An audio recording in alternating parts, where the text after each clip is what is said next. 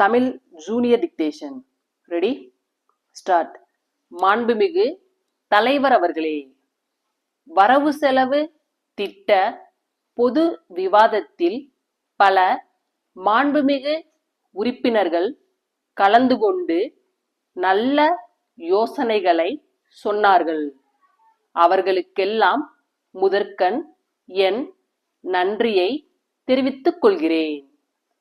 இப்போது முக்கியமாக இருப்பது தொழில்துறை.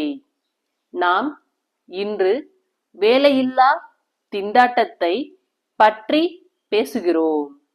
இன்று மக்கள் பெரிய அளவில் விவசாயத்தில் ஈடுபட்டு இருக்கிறார்கள்.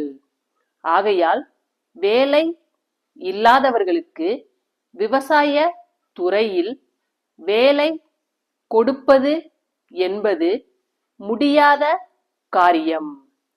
ஆகவே தொழில் துறையை விரிவுபடுத்துவதன் மூலம்தான் வேலையில்லா திண்டாட்டத்தை ஒழிக்க முடியும் என்பதை சொல்லிக்கொள்ள விரும்புகிறேன். விவசாய துறையில் முன்னேற்றம் காணுவதன் மூலம் உற்பத்தியை பெருக்க முடியுமே தவிர வேலையில்லா திண்டாட்டத்தை தீர்க்க முடியாது. ஆகையால் தொழில் துறைக்கு முக்கியத்துவம் கொடுப்பது அவசியம் ஆகிறது. தொழில்துறையில் பல பகுதிகள் இருக்கின்றன.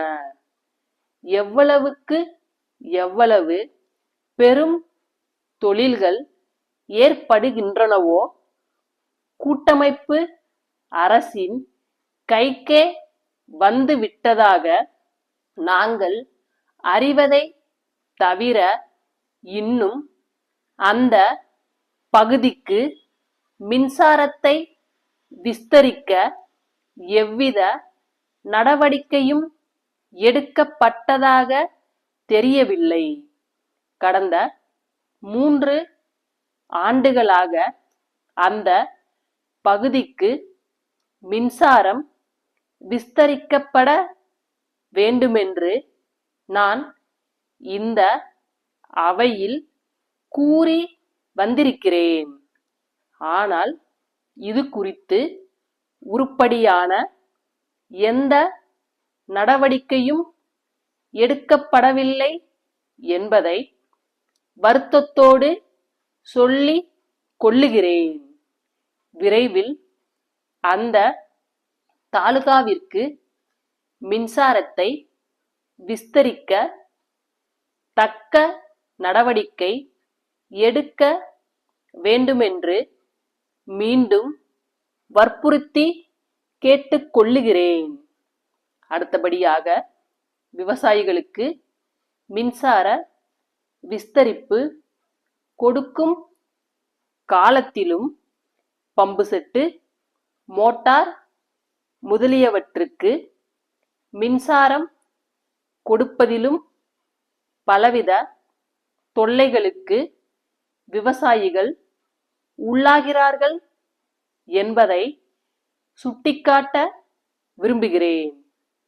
எடுத்துக்காட்டாக, எங்கள் தாலுகா போன்ற தாலுகாவிற்கு மின்சார விஸ்தரிப்பு செய்வதாக எடுத்துக்கொள்வோம்.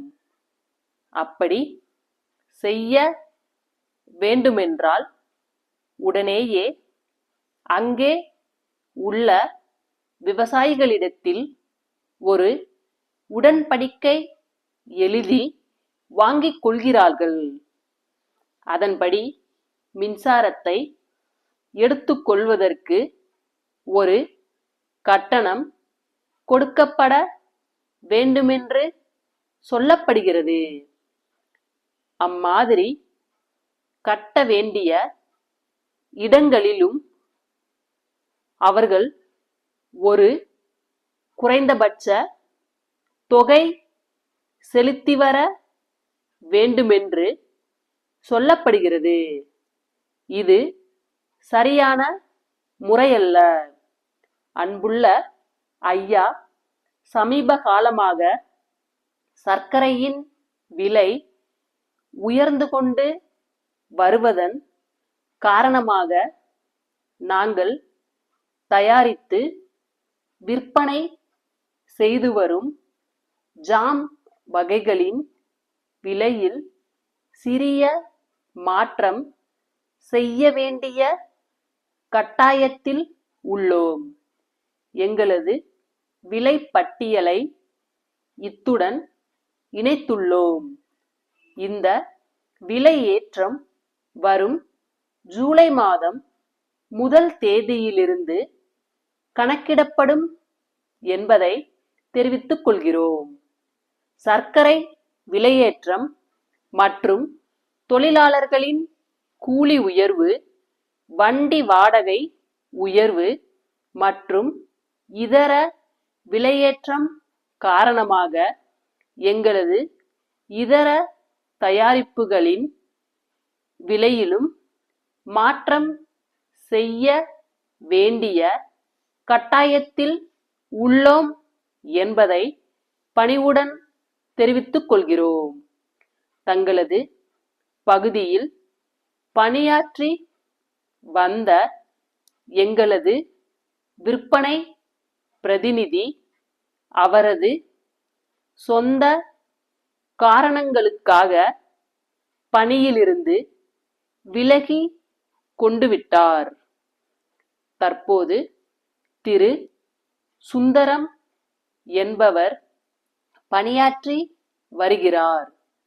தொடர்ந்து தங்களது நல் ஆதரவை தருமாறும் கேட்டுக்கொள்கிறோம்.